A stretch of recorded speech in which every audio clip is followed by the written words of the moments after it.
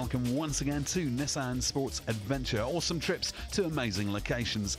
And it's the mountain bike expedition to end them all this week as we team up with three of the biggest names in freeriding as they match their skills against some of the toughest trails on the planet.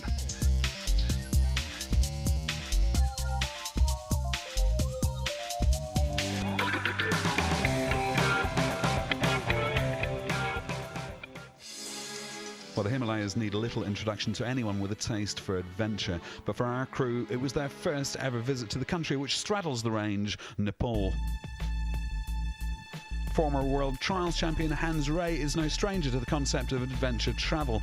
At 40 years of age, he's given up the pro circuit in favour of what he likes to see as his way of spreading the mountain biking gospel, heading up trips to spectacular locations in the name of the Hans Ray Adventure team. Joining Hans this time around in Nepal were two legends of freeride, Canadians Simmons and Richie Schley. So absolutely no shortage of raw talent in terms of bike skills, but the big question hung in the thin air. At 4,000 metres, would freeride skills see them through?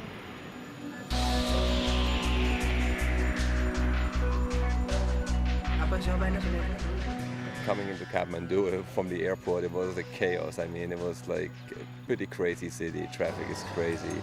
There's a lot of people here. Just chaos everywhere, but somehow it works. You know, we were driving through town today and it was just bikes, motorcycles, people, cows, dogs. It was just a big mess of everyone just doing their own thing. It's pretty crazy.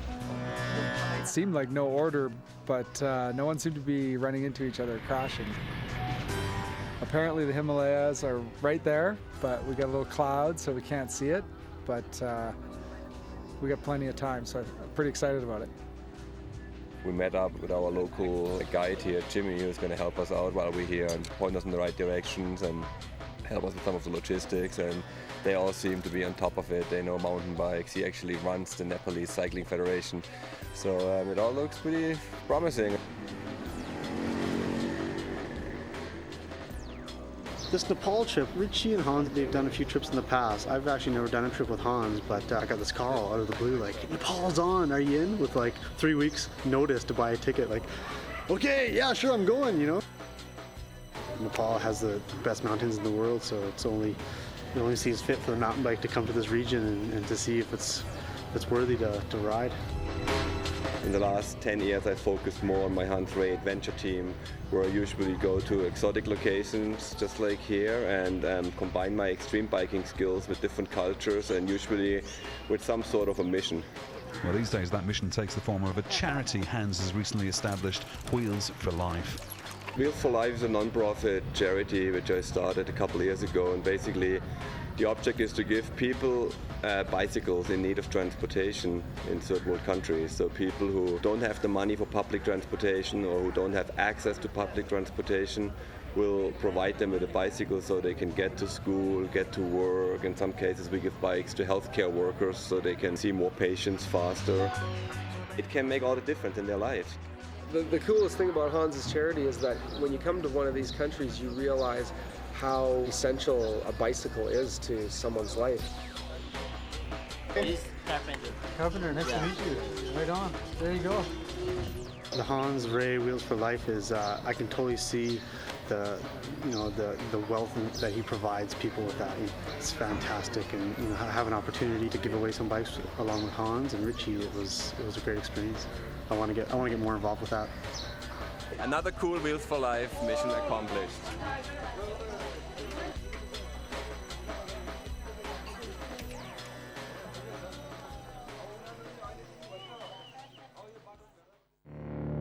So, with business concluded in Kathmandu, it was time to turn to the mountains.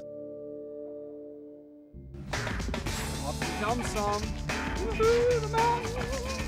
A couple of short flights to the west of the capital would take the crew out towards the Annapurna range for a day's acclimatisation ride around Yumsun before heading deeper into the classic trekking routes of the Annapurna circuit.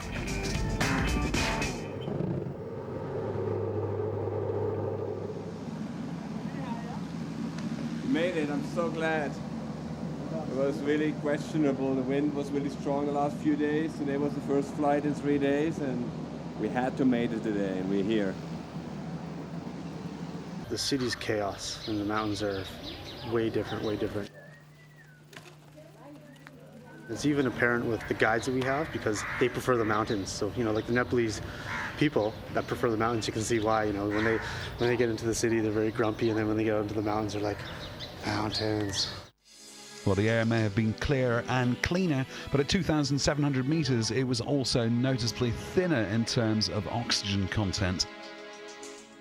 The body needs time to acclimatise to altitude, or the consequences can be serious. So the first day's riding would necessarily be a gentle one, taking the riders from Janssen to Kagbeni.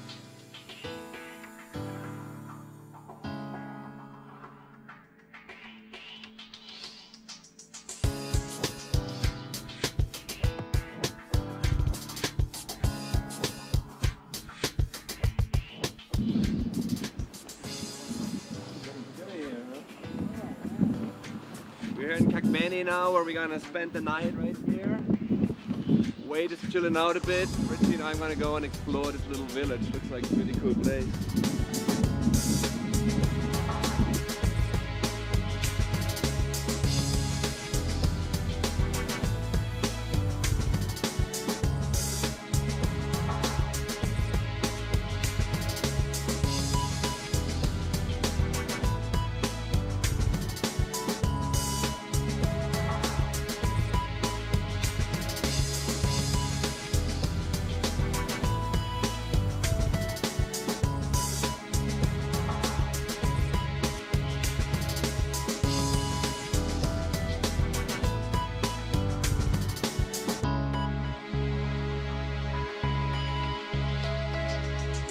So, having eased themselves in with a day of acclimatisation, the next leg would be an altogether more serious proposition. 12 hours of riding almost entirely uphill, 1,000 metres of altitude gain from Kagbeni to Muktinath.